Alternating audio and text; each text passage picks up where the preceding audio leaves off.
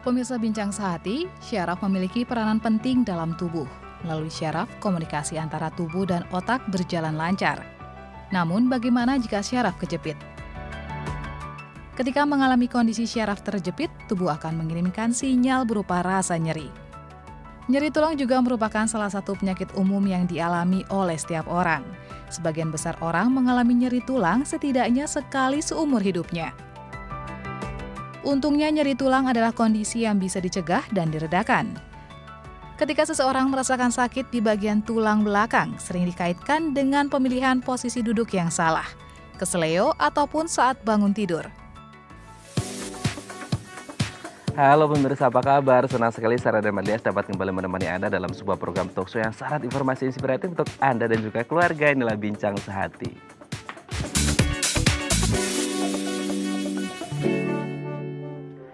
Ya pemirsa, di masa pandemi ini banyak dari kita yang work from home ya, bekerja dari rumah. Akhirnya apa? Kerjanya nggak di kursi, sambil tiduran, sambil main laptop. Akhirnya apa? Sering nyeri tulang atau sakit tulang seperti itu. Nah kalau kita ngomongin tentang sakit tulang, itu biasanya identik di pikiran kita, ini cuma terjadi sama orang tua atau lansia. Tapi apakah Anda tahu ternyata banyak orang di usia produktif, anak-anak muda atau bahkan anak-anak juga mengalami yang namanya sakit tulang. Penyebabnya apa?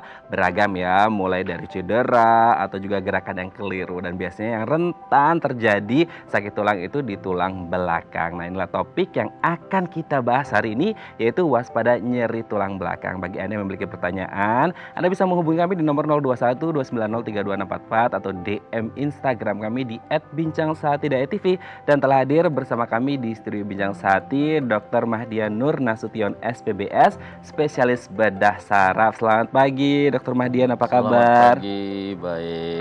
Oke dok, hari ini di Bincang Sehati kita akan membahas, kan mungkin selama masa pandemi ini atau non pandemi gitu ya dok ya, banyak kemudian yang kerjanya di rumah atau kemudian dengan postur yang salah akhirnya sering terjadi nyeri tulang gitu dok, atau sakit tulang gitu kan ya. Betul. Nah yang biasa rentan terjadi kan nyeri tulang belakang nih, atau sakit tulang belakang seperti itu. Nah yang dimaksud dengan tulang belakang itu sendiri apa sebenarnya dok?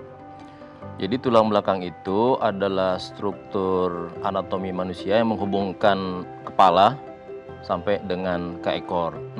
Jadi tulang belakang terdiri dari 3, leher, punggung, sama pinggang. Gitu. Oke, leher, punggung, sama pinggang. Iya. Sementara kalau dari fungsinya sendiri dari 3 itu apa aja itu dok kira-kira? Kalau leher itu fungsinya untuk gerakan kepala ya. Kalau punggung itu menopang paru-paru, badan kita, bahu. Kemudian pinggang itu untuk aktivitas membungkuk, kemudian miring gitu ya. Itu Oke. fungsinya. Jadi dia menopang, membuat badan kita lurus gitu. Oh gitu, oke. Nah yang sering kan kalau kita ngomongin tulang belakang itu, orang ngomongin nyeri tulang belakang gitu ya dok ya. Itu sering banget kita dengar orang dengan keluhan nyeri tulang belakang. Nah kalau yang dimaksud dengan nyeri tulang belakang itu sendiri apa? Ya, jadi kalau yang diistilahkan orang awam nyeri tulang belakang itu biasanya disebut dengan low back pain ya. Oh, Jadi low back pain. tulang bagian bawah. Oh, oke. Tapi sebenarnya kalau secara medis bisa terjadi di atas, yaitu di leher, di tengah itu di punggung, atau di bawah itu di pinggang. Nah, jadi yang kalau orang awam sering nyeri tulang belakang itu biasanya yang dimaksud di pinggang. Padahal sebenarnya bisa juga nyerinya itu di tengkuk, dan itu sekarang banyak terjadi karena WFH ini gitu. Karena anak sekolah di gadget, orang kerja juga di gadget. Nah, itu banyak dampaknya baik untuk di leher maupun di pinggang. Oke. Berarti kan tadi dokter menyebut di WFH ini banyak kemudian orang yang akhirnya mengalami atau rentan mengalami nyeri tulang belakang ya, Iya, karena betul mungkin sekali. posisi atau postur yang salah. Tapi kalau berbicara secara umum gitu ya dok ya, tidak hanya di masa pandemi di mana banyak yang WFH, sebenarnya faktor risiko apa aja yang mungkin bisa menjadi penyebab orang mengalami nyeri tulang belakang? Biasanya yang paling sering kerjaan. Oh, Misalnya contoh ada orang tertentu yang kerjanya sehari-hari duduk terus begitu. Itu dampaknya adalah di pinggang, karena pinggang menopang beban yang paling berat dan lama gitu. Berbeda dengan kalau pekerjaannya itu dinamis ya, jalan, kemudian bungkuk, duduk juga ada gitu. Nah, kemudian orang yang kerja di depan komputer misalnya. Ya, di admin atau hari-harinya di depan komputer terus menerus selama 6 sampai 8 jam, itu beresiko di lehernya yang terganggu karena biasanya dalam posisi melihat satu objek kecil fokus berjam-jam. Nah, itu membuat otot-otot sekitar leher kaku terus menerus. Nah, jadi yang paling sering dua itu ya. Ada kondisi lain misalnya berat badan berlebih. Oh, Karena pada orang yang overweight, tentunya beban terhadap pinggang juga berlebih gitu. Jadi berat badan berlebih juga beresiko terjadi sesuatu. Oke. Kalau masa pandemi ini kan banyak yang kemudian kaum rebahan nih dok di rumah, nggak bisa Iya. olahraga, akhirnya makannya banyak, apalagi junk food. Nah Iya, tingkat obesitas juga kan lumayan betul. tinggi gitu ya. Iya. Berarti ini risiko untuk mengalami nyeri tulang belakang atau sakit tulang belakang ini lebih besar dong masa pandemi ini dok. Lebih besar. Jadi yang belum ada masalah sering mengeluhkan di pinggang sekarang karena berat badan naik. Demikian juga yang sebelumnya udah ada riwayat sakit tulang belakang karena berat badan yang naik dan aktivitas yang kurang, olahraga kurang juga jadi sering muncul gitu. Misalnya yang tadinya udah setahun 2 tahun nggak kambuh, ini kambuh lagi gitu. Jadi saya sehari-hari banyak kedatangan pasien yang seperti itu, khususnya di masa pandemi ini. Oke. Kalau nyeri tulang belakang atau sakit tulang belakang itu sendiri ada jenis-jenisnya nggak sih dok? Atau tergantung dari tingkat keparahannya? Kalau jenisnya tadi dibagi berdasarkan lokasi, jenis berdasarkan lokasi. leher yang di leher, punggung sama di pinggang. Gitu. Oh, Kalau tingkat keparahannya tentunya juga sama, ada yang akut, artinya kurang dari 3 bulan baru muncul gitu ya, baru muncul minggu lalu atau kurang dari 3 bulan. Tapi ada juga yang kronis yaitu lebih dari 3 bulan. Bahkan banyak juga yang sudah mengalaminya bertahun-tahun. oh, Karena nyeri tulang belakang ini seringkali memang dia kambuh-kambuhan. Jadi terkadang orang awam tidak paham bahwa sampai 10 tahun pun sebenarnya permasalahan misalnya bantalan tulang di tulang belakang tuh nggak hilang gitu. Jadi pengobatannya ini memang harus tuntas gitu. Oke. Karena terkadang hilang bukan berarti dia sembuh. Dia ada episode dia memang mereda aja inflamasinya, tapi sebenarnya permasalahan di dalam masih tetap sama. Berarti ada faktor rekurensi ya, dia akan kambuh Iya, lagi sangat gitu ya? sangat sering gitu. Oke, kalau di masa pandemi ini lagi dok, tadi dokter juga sempat menyebut orang yang duduk terlalu lama gitu ya.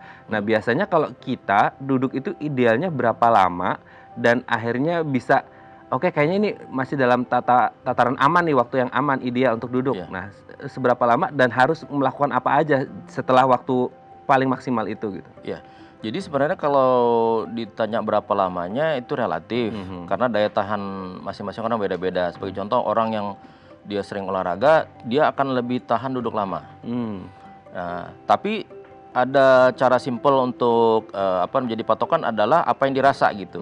Jadi misalnya contoh seseorang itu dia bekerja duduk, kalau dia 1 jam sudah mulai merasa ada yang nggak enak di pinggang, misalnya rasa panas, pegel, sebaiknya dia harus break. Break itu berdiri atau jalan, misalnya ngambil teh atau ke toilet gitu ya, khususnya buat yang di kantor gitu ya, karena sering jadi situasi di kantor itu karena ruangan sudah dibatas-batasin, jadi akhirnya mau nggak mau seseorang itu duduk terus dia dari mulai pagi dia datang sampai sore. Nah, jadi sebaiknya kalau kita merasa sudah mulai nggak nyaman, ambil jeda gitu. Ambil jeda ya. Nah, berdiri kah, membungkuk kah, atau ke jendela ngeliat udara di luar gitu. 10 menit aja. 10 menit Itu aja. sangat baik untuk mencegah terjadinya saraf yang sakit atau bantalan tulang yang sakit. Oke. Berarti kalau itu kan untuk orang yang duduk nih dok. Nah kalau secara umum yang tanda-tanda ketika orang mulai mengalami ada gangguan di tulang belakangnya apa dok yang paling umum terjadi? Oh iya, jadi urutan-urutannya itu biasanya ada nyeri yang disebut nyeri aksial. Nyeri aksial itu maksudnya nyeri yang hanya di sekitar daerah pinggang aja ya. Dia tidak menjalar ke bawah. Nah, nyeri aksial ini pegel, rasa panas, nggak nyaman, sehingga si pasien itu seringkali kalau udah pulang dia minta dipijit. Atau dia sering melakukan olahraga yang bertujuan untuk menghilangkan pegelnya gitu. Nah, lama-lama mulai muncul nyeri yang sifatnya radikuler. Radikuler itu nyeri menjalar ke bawah. Biasanya ke tungkai kanan atau kiri, salah satunya itu yang sering ya. Ada yang sampai ke paha, ada yang sampai ke betis atau sampai ke kaki. Nah, lokasi ini mencerminkan level kerusakan di pinggang sebenarnya. Jadi ada anatominya, ada petanya gitu. Gitu. Misalnya kalau nyerinya di sekitar betis ini, samping ini nyerinya kalau kita sebut di tulang belakang tuh saraf lumbal 45. Jadi di betis. Kalau dia sampai jempol, saraf lumbal L5 S1 gitu. Jadi ada penomorannya. Nah, jadi setelah nyeri aksial nanti muncul nyeri radikuler. Kalau diabaikan, dibiarkan pasien, dia lama-lama nanti mulai kakinya mengecil gitu. Oh. Terkadang otot-ototnya jadi atrofi karena itu sudah terjadi fase kerusakan saraf, misalnya gitu. Oke. Kalau selama ini dok, tingkat prevalensi yang paling sering muncul di bagian mana itu? Untuk tulang belakang, Ya. di pinggang, di yang paling bawah.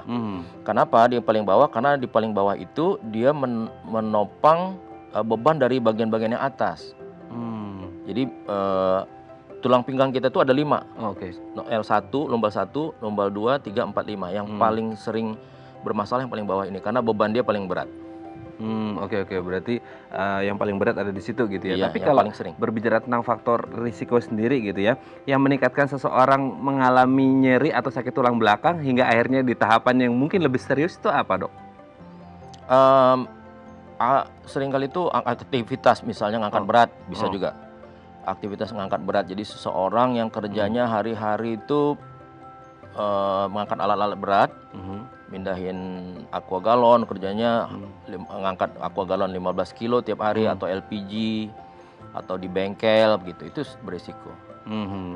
Tapi kalau akhirnya itu menjadi pekerjaan sehari-hari gimana nih dok? Ya, jadi gini, kalau saja orang itu dia dari kecilnya memang sudah biasa kerja berat, sebenarnya tidak masalah karena itu sudah bertahun-tahun dia jalani. Jadi artinya struktur anatomi pinggang dia sudah kuat banget. Seperti misalnya petani. Kalau kita perhatikan petani di desa ya, dia tiap hari dari kecilnya memang sudah ke sawah. Dia mengangkat sesuatu hasil panen begitu ya. Jadi dari kecil sudah biasa begitu, nggak ada masalah. Tapi yang sering muncul itu kalau misalnya kecilnya itu di kota gitu ya, jarang olahraga. Nah, kemudian satu saat dia kerjanya dapat di tempat yang memang dia harus mengangkat berat. Nah, pinggangnya nggak siap menerima pekerjaan itu. Oke, nanti Itu lebih kita beresiko. akan membahas lebih mendalam bagaimana kemudian cara mengobatinya gitu ya. Kalau mungkin sudah mulai ada keluhan, apa yang harus dilakukan gitu ya dok ya. Baik pemirsa, bagi Anda yang memiliki pertanyaan seputar nyeri tulang belakang, Anda bisa menghubungi kami di nomor 021 290 32644 atau DM Instagram kami di @bincangsahati.tv. Kami akan segera kembali.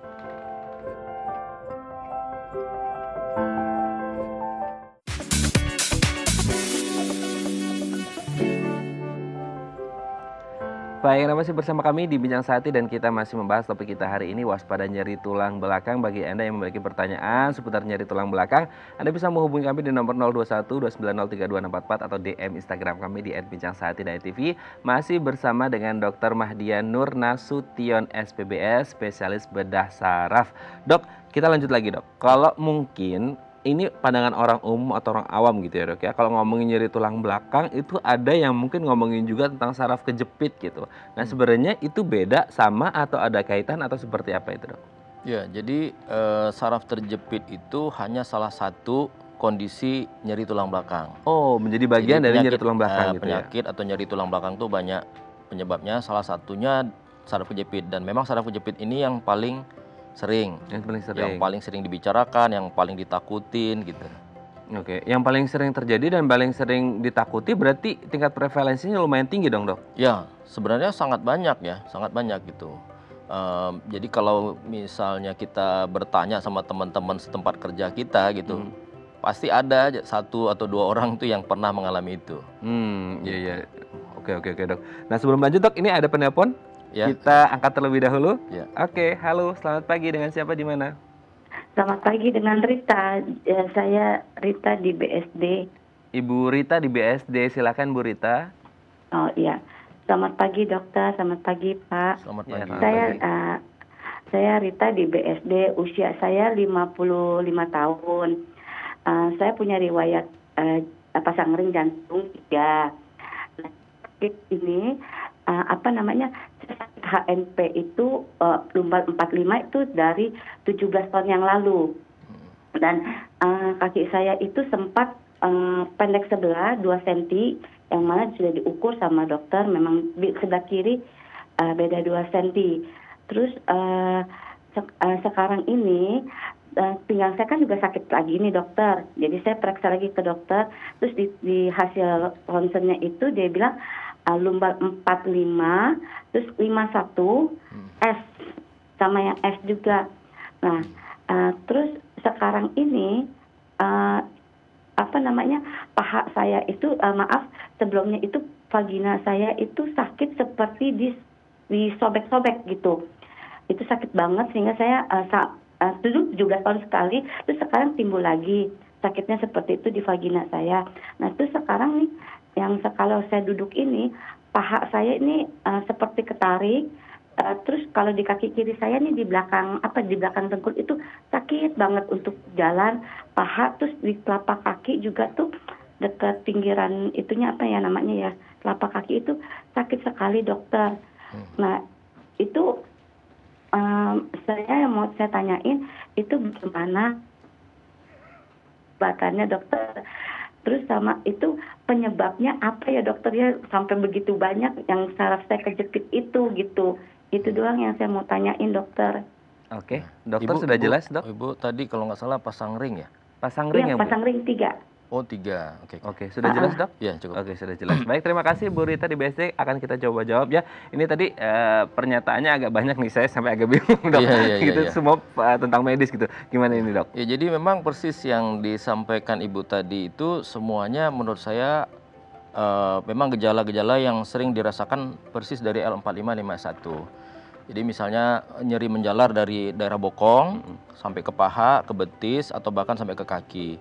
Kalau di daerah L1 dia terkadang nyeri di daerah sekitar anus sama kemaluan. Jadi bahkan terkadang ada rasa seperti kena cabai, baal gitu ya. Nah itu juga peta sarafnya tadi yang saya bilang. Jadi saraf-saraf kita itu dari 5 lumbal itu ada petanya.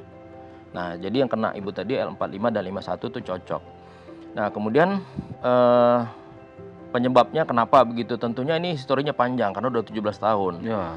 Bisa jadi terjatuh, bisa jadi dulu kerjaannya terlalu berat, ngangkat-ngangkat berat itu, atau overweight, berat badan yang berlebih, atau memang dari kecil tidak biasa olahraga. Karena ini kan ada lifestyle yang berubah sekarang di daerah perkotaan. Orang perkotaan itu praktis aktivitasnya ringan gitu ya. Kalau dulu kan di pedesaan atau di pedalaman tuh banyak kerja berat nih. Kita di kota sering nggak olahraga, sehingga rentan. Bahkan terkadang duduk beberapa jam karena pekerjaan aja itu sudah bisa membuat tulang belakang kita itu mengalami gangguan. Jadi kalau penyebabnya pastinya kita kurang tahu pasti, tergantung historinya Ibu seperti apa dimulai dari 17 tahun lalu itu. Nah kemudian pengobatan. Kalau pengobatan umumnya saraf kejepit itu kan dioperasi itu. Kalau yang biasa dikenal orang ya, dioperasi. Tapi problemnya kalau operasi dengan adanya pemasangan ring sampai 3 itu beresiko. Ada risiko karena kalau dilakukan operasi dalam posisi tengkurap 3 sampai 5 jam dengan tekanan terhadap dada, tentunya jantungnya akan juga terganggu. Sementara jantungnya Ibu Rita tadi sudah dipasang ring 3 sehingga beresiko. Tapi nanti kita mungkin akan bahas sedikit tentang endoskopi ya. Jadi sekarang ada teknik-teknik baru sebenarnya kan yang bersifat lebih minimal invasif. Jadi solusi terhadap Ibu saya sarankan memilih yang minimal invasif saja. Karena itu sekarang sudah ada kok teknologi itu dimulai dari Jerman, Amerika, sekarang sudah di beberapa tempat sudah ada, bahkan di kita juga ada gitu. Oke ya, semoga ini bisa menjawab pertanyaan dari Bu Rita yang ada di BSD dan semoga sehat-sehat terus ya Bu Rita. Terima kasih sudah menghubungi kami di Bincang Sehati. Baik dok, kita lanjut lagi dok. Kalau tadi kita masih membahas seputar ternyata saraf kejepit itu menjadi bagian dari nyeri tulang belakang gitu. Nah kalau kita ngomongin tentang saraf kejepit gitu ya dok ya, pasti kan ngomongin sarafnya dulu gitu. Nah saya kan ada juga beberapa teman yang ngalamin saraf kejepit dan katanya itu sangat nyeri sekali, sakit banget gitu ya dok ya. Nah kalau saraf itu sendiri apa fungsinya apa, dan kalau saraf kejepit itu kondisi yang seperti apa? Jadi saraf itu di tubuh kita sebenarnya seperti kabel listrik di rumah. Jadi yang menghubungkan dari kepala kita ke semua organ. Jadi tangan kita ini bisa bergerak salah satunya karena ada saraf di situ. Jadi perintah dari otak bisa diantarkan ke tangan, ke kaki, ya. kita bicara, kita melihat itu semuanya dihubungkan oleh saraf. Pengaturnya adalah otak. Jadi kalau terjadi saraf yang terjepit akibat sesuatu, maka fungsi yang normal tadi itu akan terganggu. Misalnya contoh, saraf yang gerakan ke kaki terjepit, ya nanti dampaknya adalah gerakan kakinya akan terganggu. Nah itu. Atau disebut dengan kelumpuhan. Kalau orang saraf kejepit di leher, karena leher itu sarafnya banyak ke tangan, maka tangannya akan terganggu. Nyeri di tangan, tangannya mengecil, kekuatan tangannya berkurang, seperti itu. Nah, adapun yang menyebabkan jepitan banyak, bisa dari yang paling sering adalah bantalan tulang. Karena di anatomi tulang belakang kita itu antara satu tulang sama tulang yang lain itu ada bantalan.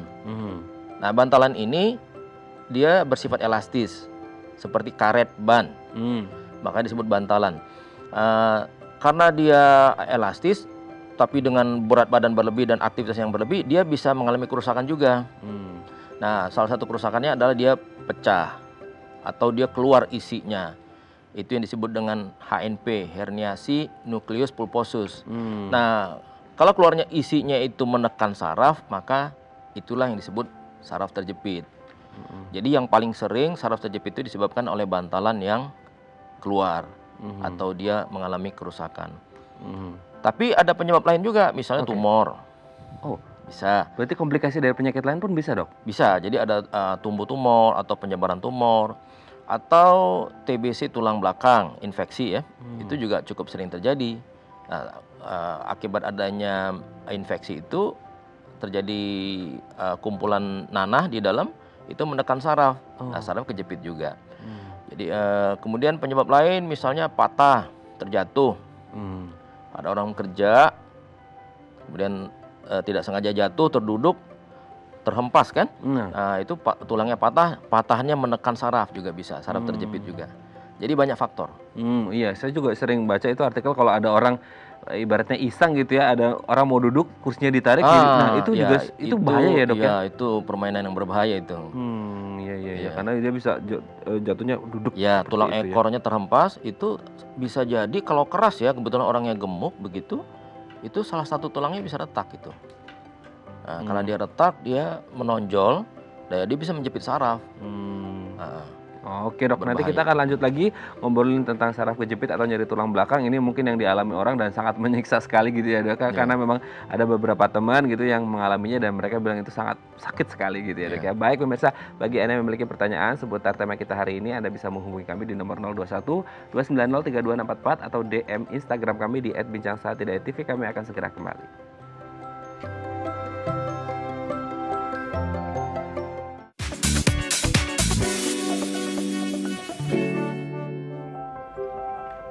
Baik, Anda masih bersama kami di Bincang Saat dan kita masih membahas topik kita hari ini, waspada nyeri tulang belakang. Bagi Anda yang memiliki pertanyaan, Anda bisa menghubungi kami di nomor 021 290 3244 atau DM Instagram kami di @bincangsaat.tv dan masih bersama dengan Dr. Mahdia Nur Nasution SPBS, spesialis bedah saraf. Dok, kita lanjut lagi, Dok. Kalau tadi kan kita ngomongin tentang saraf kejepit, mungkin bisa diperlihatkan, Dok, ini struktur anatomi tubuh kita, terus yang mana itu kalau saraf kejepit kondisinya seperti apa gitu, Dok? Ya, baik. Jadi ini tulang belakang kita nih. Oke. Tadi saya jelaskan tulang belakang ini secara umum dibagi leher, punggung, sampai pinggang. Nah, ini ada tulang ekor di bawah. Nah, persis di dalam tulang belakang ini ada saraf nih, kalau kita lihat yang kuning-kuning ini saraf ya. Jadi ini sebenarnya akarnya. Atau radik sarafnya ada di kiri kanan, menjalar kemana-mana gitu ya. Ya, inilah nanti yang menjalar ke semua organ. Kalau yang di leher misalnya dia ke tangan. Kalau yang di pinggang ini dia ke kaki, kanan kiri. Nah, di tengah-tengah itu ada sumbunya. Nggak kelihatan, mungkin kita tidak terlalu melihat, tapi di dalam itu ada yang lebih besar, saraf pusatnya. Nah, jadi apapun yang menyebabkan saraf-saraf ini tertekan atau terjepit, itulah yang disebut dengan penyebab saraf kejepit. Misalnya contoh di sini ini ada benda yang merah. Ini bantalan tulang.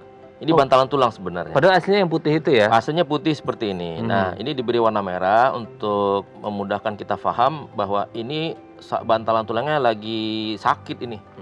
Dia nonjol. Nah, dia tekan, bantalan tulang ini menekan saraf. Inilah yang disebut saraf kejepit. Ini salah satu yang paling sering terjadi. Saraf terjepit. Jadi saraf ini terjepit. Nah, kalau saraf ini terjepit, biasanya dirasakan tuh nyerinya ke kaki. Karena saraf ini turun ke bawah sampai ke jempol. Nah, jadi di sepanjang perjalanan itu kita akan merasakan nyeri, si pasiennya akan merasakan nyeri gitu. Oke. Ini yang harus diatasi, ini bantalan tulang ini. Nah, itu bantalan tulangnya harus diapakan kalau dalam kondisi seperti ini, Dok? Ya, kalau dia sudah nonjol banget sampai ini gepeng, ya mau nggak mau harus dikikis. Dokter bedah saraf akan berupaya untuk melepaskan jepitan dengan cara mengikis yang merah ini. Karena sarafnya kan nggak mungkin kita potong, karena saraf berfungsi. Tapi bantalan tulang ini karena dia sudah rusak, dia bisa dipotong, dibuang. Nah, teknisnya bisa dengan operasi atau minimal invasif. Tidak ada masalah ketika bantalan yang keluar ini Nggak ada masalah, karena dia sebenarnya sudah nggak berfungsi yang keluar ini. Tapi yang di dalam masih tetap bagus gitu. Jadi hanya yang keluar ini aja. Tapi ada penggantinya nggak? Ini kan ada bantalan yang keluar, yang di dalam ini akan muncul terproduksi lagi atau seperti apa? Enggak, sebenarnya bantalan tulang tidak punya kemampuan regenerasi ya. Jadi kalau dia sudah rusak, dia keluar, yang keluar ini tidak akan bisa balik lagi. Jadi kita buang pun nggak masalah. Nah, kita hanya mempertahankan yang di dalam. Karena sebenarnya ini kalaupun kita ambil hanya 1/20-nya saja. 19-nya lagi itu masih ada di dalam, kira-kira begitu. Oh, oke. Tapi kalau ngomongin saraf kejepit sendiri, Dok, ini ada nggak sih mungkin kayak potensi dari keturunan atau genetik gitu, di mana orang tuanya mengalami, anaknya berkemungkinan juga, atau nggak ada hubungannya karena ini masalah angkat berat atau segala macam? Iya, jadi saraf terjepit itu tidak ada hubungan dengan keturunan. Biasanya murni karena faktor degeneratif ya, penuaan. Jadi nyeri tulang belakang dan saraf kejepit itu dikategorikan penyakit degeneratif karena usia seringnya. Jadi artinya dengan waktu seseorang itu di usia 50-60 dia akan punya risiko. Apalagi udah usia lanjut seperti 70 tahun, tulangnya sudah pengapuran, sendi-sendi di tulangnya sudah mulai kaku. Nah, itu pelan-pelan sarafnya akan mulai menyempit semua. Gitu. Tapi ada juga karena faktor aktivitas pekerjaan. Seperti tadi misalnya ngangkat berat, orang yang kerjanya duduk terlalu lama, misalnya supir kendaraan, misalnya supir taksi, nah itu beresiko. Orang yang kerjanya di kantor terus duduk, ya itu juga beresiko. Jadi karena faktor degeneratif sama aktivitas.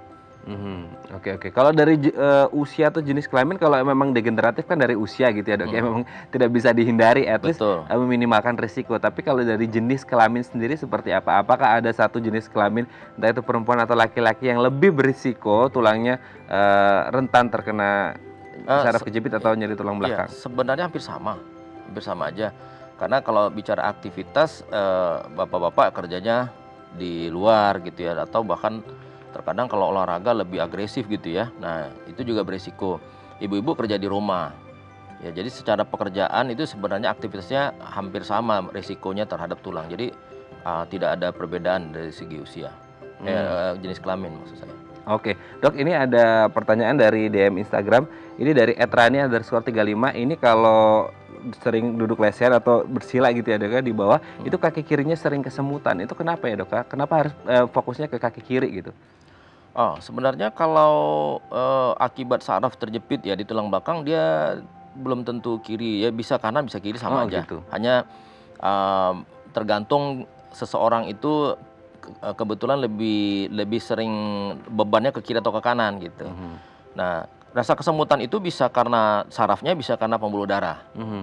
Jadi kalau misalnya ada aliran darah ke sekitar tungkai yang nggak lancar akibat terlipat, itu juga bisa menyebabkan kesemutan. Persis seperti kalau jari kita ini kita ikat karet kan lama-lama kesemutan kan, itu karena aliran darah. Tapi bisa juga karena saraf. Jadi salah satu ciri saraf terjepit itu adalah kesemutan. Rasa seperti ada tusukan-tusukan kecil atau digigit semut-semut begitu ya. Dan lama-lama nanti jadi baal gitu. Lama-lama jadi baal. Nah, itu menurut saya bisa karena dua faktor itu. Oke. Jadi kalau kayak semisal mungkin laki-laki nih, Dok, untuk yang muslim laki-laki kalau pas Jumatan gitu ya, itu kan kakinya kejepit gini dok. Setelah itu juga kadang-kadang pas mau berdiri agak itu karena aliran darah yang itu bukan karena saraf ya, itu murni karena aliran darah. Aliran darah itu contohnya karena aliran darah, tapi biasanya dia muncul hanya karena kakinya dilipat aja. Misal duduk bersila itu terlipat, kan pembuluh darah ini kan seperti pipa kecil. Nah tentu dia ketekuk sehingga alirannya agak berkurang. Nah itu menyebabkan kesemutan. Biasanya nanti kalau udah berdiri kan udah lancar lagi dia. Ya setelah beraktivitas berdiri dia lancar lagi, itu mencirikan pembuluh darah. Tapi kalau saraf dia tidak berefek dengan posisi apapun, bahkan tidur tetap ada kesemutan. Oh gitu ya. Oke, berarti beda antara saraf atau mungkin aliran darah gitu ya. Oke, semoga ini bisa menjawab pertanyaan dari Bu Rita ya. Terima kasih sudah bertanya lewat DM Instagram dok. Kalau ngomongin tentang bagaimana kemudian ini saraf kejepit, ini sebenarnya penyakit jangka panjang atau ya bisa diobati secara full sembuh gitu? Ya, jadi betul, sebenarnya saraf kejepit itu penyakit yang panjang bisa. Makanya seperti contoh Ibu Dita tadi udah 17 tahun kan. Jadi selama sarafnya terjepit dan tidak diselesaikan pengobatannya, dia akan terus menerus. Kalaupun dia membaik sebentar tapi nanti kambuh lagi. Nah itu ciri saraf kejepit. Terus tapi sebenarnya bisa dituntaskan. Kalau kita udah tahu kejepitnya karena apa karena bantalan, apa karena tulang yang bergeser, atau karena ada infeksi. Nah ini sebaiknya kita tuntaskan supaya tidak menjadi keluhan berkepanjangan. Oke dok, nanti mungkin kita akan berbincang langsung dengan seseorang yang mungkin pernah mengalami saraf kejepit, seberapa sakitnya dan kemudian bagaimana kondisinya sekarang, pengobatan apa yang sudah dilakukan. Nanti kita mungkin menjadi inspirasi untuk yang lain supaya melakukan pengobatan dan juga ikutan sembuh gitu ya dok ya. Baik pemirsa, bagi Anda yang memiliki pertanyaan seputar tema kita hari ini, nyeri tulang belakang, Anda bisa menghubungi kami di nomor 021 290 3244 atau DM Instagram kami di @bincangsaat.tv. Kami akan segera kembali.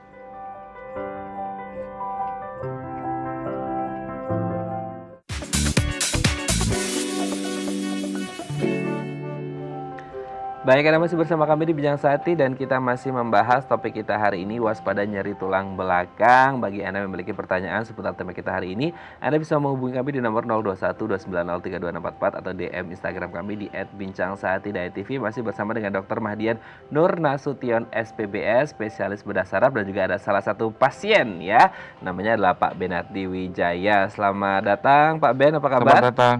Baik. Baik Pak Ben, nanti kita akan ngobrol-ngobrol nih. Iya. Tapi sebelumnya kita akan ke dokter terlebih dahulu. Dok, sebenarnya kalau untuk saraf kejepit berarti sekarang kita berfokus ke solusinya gitu. Nah, pengobatan biasanya apa yang harus dilakukan oleh mereka yang mengalami saraf kejepit atau nyeri tulang belakang, dok? Ya, jadi jika seseorang itu sudah positif dia menderita saraf kejepit, dokter sudah bilang seperti itu, sebaiknya memang segera dilakukan pengobatan yang tuntas. Maksudnya pengobatan tuntas itu begini, kalau saraf memang sudah kejepit, obatnya bukan dengan minum obat sebenarnya. Karena minum obat itu tidak nyembuhin, hanya mengurangi rasa nyeri. Yang harus dilakukan adalah bagaimana supaya saraf kejepitnya ini lepas, bebas. Begitu dia bebas, obat pun sudah nggak diperlukan. Karena kalau nggak dibebaskan, ada risiko lumpuh nanti suatu saat. Ya kan, nyeri yang berkepanjangan dan lumpuh. Nah, kalau bicara cara melepaskan saraf kejepit itu secara umum ada dua teknik. Satu, teknik yang konvensional yang istilahnya sudah umum dan lama ya, itu dengan pembedahan. Tapi ada teknik baru itu dengan teknik minimal invasif. Minimal invasif itu artinya teknik yang modern banget yang lukanya sangat kecil gitu. Salah satunya adalah misalnya dengan metode endoskopi. Nah, jadi kalau yang konvensional bedah biasanya kebanyakan pasien takut karena risiko, dan ada mitos yang beredar di masyarakat itu kan jangan dioperasi nanti lumpuh gitu. Karena memang mungkin sejarahnya dulu 30 tahun 40 tahun lalu memang kalau dilakukan tindakan ini susah sembuh dan memang berakhir dengan kelumpuhan. Sehingga secara turun-temurun orang tua bilang jangan gitu, atau mereka cerita tetangganya, temannya, saudaranya yang dioperasi akhirnya mengalami kelumpuhan. Tapi sekarang ada berita bagusnya, itu ada teknik minimal invasif kan, karena dunia kedokteran juga dari waktu ke waktu berkembang terus ya, ada penemuan endoskopi. Karena dengan endoskopi tidak perlu lagi dibuka lebar, artinya tidak perlu sayatan lebar, tidak perlu motong otot. Dokter bisa melepaskan saraf terjepit itu hanya dengan kamera kecil. Karena sebenarnya saraf kan ukurannya memang kecil banget ya, 1 mili, 2 mili gitu. Jadi kalaupun ada kejepit, sebenarnya yang jepit itu hanya beberapa mili saja. Benda yang berapa mili. Jadi bisa, asal kita bisa masukkan kamera ke situ, kejepit itu bisa kita bebaskan dengan kamera kecil gitu. Salah satu endoskopi. Nah ini boleh saya saya contohkan. Kebetulan di depan kita sudah ada. Ini alatnya, Dok? Ini alat. Ini alat utama endoskopi. Contohnya seperti ini. Jadi ini sebenarnya kamera. Jadi di sini ini ada kamera, ujung kameranya di sini. Di depan ini ada juga working channel. Jadi ada lubang, mungkin ukurannya sekitar 4 mili. Nah, jadi kecil sekali. Totali ukuran endoskopi ini 7 mili. Jadi dengan alat sekecil ini sebenarnya kita bisa membebaskan saraf kejepit tanpa harus dioperasi, terkadang sampai besar gitu ya, misal 10 cm, 20 cm kalau dulu itu. Jadi 7 mili ini masuk ke dalam, misalnya ini tulang belakang kita. Jadi dari luar, dari kulit masuk ke sasaran saraf kejepitnya. Kemudian karena ini sistem kamera, dokter sudah melihat di TV sarafnya di dalam, benda yang jepit. Nah, kemudian ada alat instrumen kerja lain seperti misalnya contoh ini sebesar lidi, masuk ke dalam working channel tadi. Dengan guide dari TV atau kamera, kita bisa lepaskan. Jadi kelebihan alat ini adalah saraf yang tadinya hanya 1 mili, 2 mili itu kita bisa lihat sampai 40 kali lebih besar di TV. Sehingga jelas sekali. Lebih mudah ya. Seolah-olah mata dokter bedahnya itu ada di depan. Jadi kita ngeliatnya gede begitu. Sehingga aman, kita bisa ambil benda-benda yang jepit itu hanya dengan alat-alat kecil seperti ini. Dan ini seringkali dikerjakan hanya bius lokal aja jadinya, karena tidak nyeri kan, karena lukanya kecil. Jadi biasanya teknik modern endoskopi ini tidak perlu bius umum, dengan bius lokal. Jadi seperti orang sesar, pasien ibu-ibu yang sesar, cukup bius lokal di pinggangnya, kita bisa lakukan tindakan ini dan langsung pulang. Tanpa harus dirawat inap di rumah sakit gitu. Berarti lebih praktis dan lebih akurat karena langsung ke titiknya gitu ya, langsung Dok, ke ya? titiknya. Oke, coba ini contoh ini contoh alat endoskopinya seperti itu ya. Ini sangat luar biasa perkembangan teknologi ya, seperti itu. Kalau sekarang kita ke Pak Ben. Nah, Pak Ben. Ini saya ngeliat alatnya udah nyeri duluan. Gitu. Kalau Pak Ben sendiri boleh diceritakan nggak apa yang dialami gitu, saraf kejepit atau nyeri tulang belakang sejak kapan, dan gejala-gejala di awal itu seperti apa dan yang dilakukan apa gitu? Oh iya. Jadi saya ini mulai sebetulnya dari 2016, sejak saya jalanin profesi saya, itu saya kebanyakan mobilitas pakai kendaraan roda 2, Pak. Karena biar cepat ya. Jadinya kalau pakai mobil tuh kita pengen 4 tujuan tuh nggak bisa. Pakai motor bisa. Nah itu kendalanya. Nah terus profesi saya ya sebagai agen asuransi. Jadi saya mau ketemuin nasabah gitu. Itu mulai 2016. Nah, dari sejak itu saya mulai ketemuan. Nah, sejak pas ketemuan sama nasabah kan pasti kita kasih makan dan minum ya, misalkan kayak manis-manis gitu, ada susu. Otomatis saya jadi overweight. Nah, ini salah satunya kata dokter. Efek entertain ya. Jadi overweight. Nah, udah gitu saya udah mulai agak ini. Nah, terus saya mengalami kecelakaan juga kendaraan bermotor ini.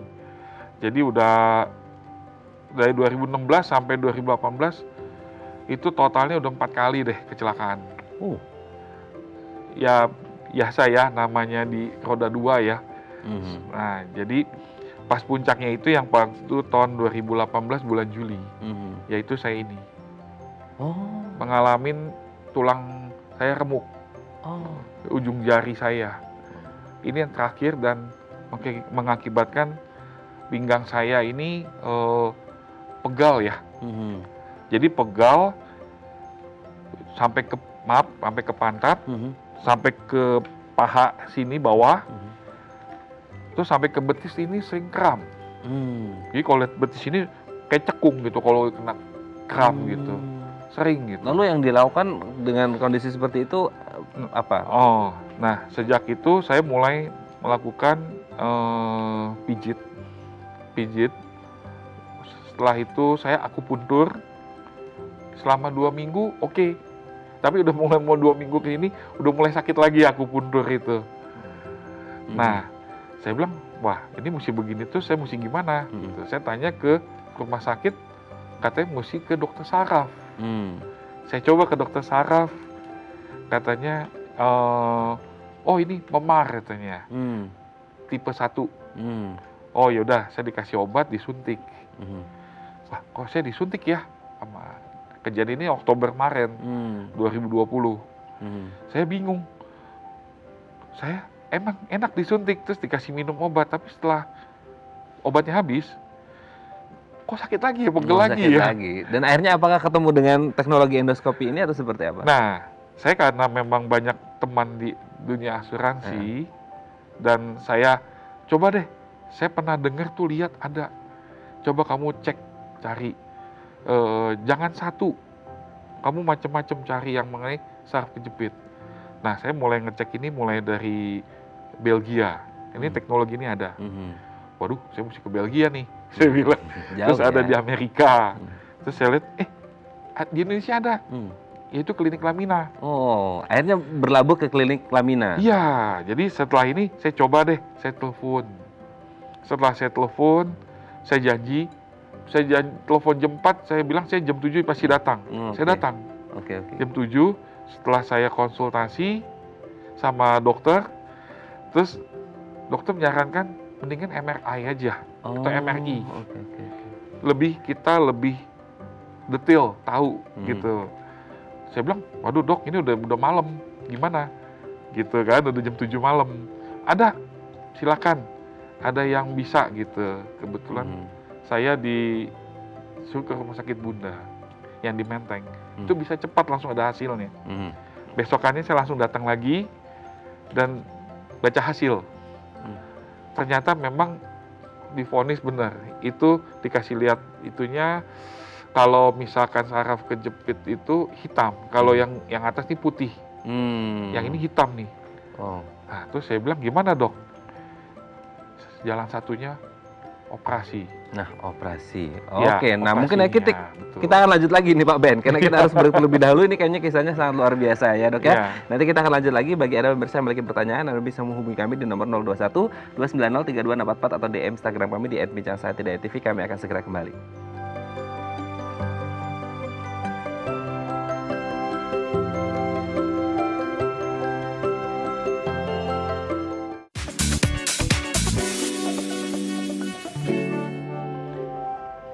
Baik, kita masih bersama dengan Dr. Mahdian dan juga Pak Ben. Sebelum lanjut, ini ada penelpon, kita sapa terlebih dahulu. Halo, selamat pagi, dengan siapa, di mana? Halo. Halo. Iya, pagi. Selamat pagi. Saya dengan Ibu Liana, Pak. Ibu Liana di mana? BSD. Di BSD juga? Oke, BSD juga hari ini ya. Bu Liana, pagi, silakan. Dok, juga. Pagi. Saya mau ini, ada keluhan saya sedikit ini, Dok, di leher. Dari belakang kuping sampai ke pundak ya. Terus saya mengalami insomnia, nggak bisa tidur. Itu saya udah ke dokter internis, bilang udah difoto juga sih lehernya, bilangnya pengapuran. Tapi sampai sekarang belum sembuh-sembuh. Jadi saya mau tanya, apa ada hubungannya dengan saraf? Oke, baik. Terima kasih Bu Liana di Tangerang. Silakan dok. Ya, jadi gini, ini kasus yang di leher, Bu Liana. Kalau satu penyakit sudah dicoba berobat berapa kali dengan beberapa dokter, beberapa cara masih tetap sakit, sebaiknya kita coba memikirkan jangan-jangan ini ada saraf kejepit. Jadi tahapan yang harus dilakukan adalah dengan periksa MRI. karena saraf kejepit itu hanya bisa lihat dengan MRI. Oke, berarti harus Jadi tetap saya dicek sarankan gitu. ada kemungkinan ini hubungan dengan saraf bukan sudah lama gitu. Oke dok, semoga ini bisa menjawab pertanyaan dari Bu Liana yang ada di Tangerang ya. Kalau kembali lagi ke dokter dok, mungkin terakhir ini manfaat apa dari teknologi endoskopi ini seperti apa? Mungkin ada yang dijelaskan. Ya jadi gini, saya tuh menemukan banyak sekali pasien yang datang itu takut operasi. Jadi dulu sebelum saya pakai ini ada dari 10 pasien yang saraf kejepit, ketika ditawarkan pembedahan operasi 9 itu menolak. Satunya mau. Jadi 9-nya itu aduh saya takut gitu kan. Nah, tapi sekarang ada teknik ini. Teknik ini nih sangat berbeda dengan teknik yang sebelumnya, yang konvensional. Jadi ini sangat aman, bisa dikerjakan hanya dengan bius lokal. Pasiennya biasanya kalau di Amerika langsung pulang. Jadi tindakan sekarang 1 jam, kemudian pulang, besoknya disuruh kerja gitu. Nah jadi buat orang yang sibuk ini sangat cocok. Buat orang yang takut sangat cocok. Kondisi lain, ada orang tertentu yang karena usia dia punya penyakit komorbid lain seperti diabetes, pasang ring dan sebagainya. Alat ini masih bisa dipakai. Masih bisa dipakai. Jadi aman intinya sangat ya dok aman ya, gitu. sangat aman. Oke, kita tanya ke Pak Ben sebagai orang yang pernah merasakan teknologi endoskopi, manfaatnya seperti apa nih Pak? Wah, ini sangat bagus sekali ya. Jadi kita untuk mematahkan bahwa operasi saraf kejepit itu aman dan nyaman. Sangat nyaman, hasilnya juga oke. Saya juga ngalamin sendiri, jadi bukan katanya lagi gitu. Memang saya selama mau operasi aja masih ada yang takut-takutin saya loh Pak. 3 jam mau operasi, tolong dong, jangan, kamu batalin. Nanti kamu bisa lumpuh lah, nanti tulangnya bisa lama ini. Masih ada itu mitos itu. Tapi dengan Teknologi laparoskopi ini endoskopi aman. Dan sekarang sudah mulai kerasa enaknya sudah gitu nyaman. ya Pak Ben Bukan ya. enak lagi, nyaman. Nyaman sekali. Jadi jangan takut gitu ya dok ya untuk kemudian menggunakan teknologi endoskopi yang jauh lebih praktis dan juga lebih bermanfaat seperti itu ya. Baik, terima kasih Dokter Madian, Pak Ben juga yang sudah hadir bersama kami hari ini. Kita doakan semoga mereka-mereka yang memiliki saraf kejepit bisa menggunakan teknologi endoskopi ini sendiri gitu ya. Baik, terima kasih sekali lagi dan sehat-sehat terus. Salam untuk keluarga di rumah. Baik, pemirsa, bagi Anda yang memiliki kritik dan saran, Anda bisa menghubungi kami di nomor 0889 8100 5000 atau Anda bisa follow media sosial kami di @bincang1.tv. Saya Raden Madlias pamit, sampai jumpa dan selamat beraktivitas.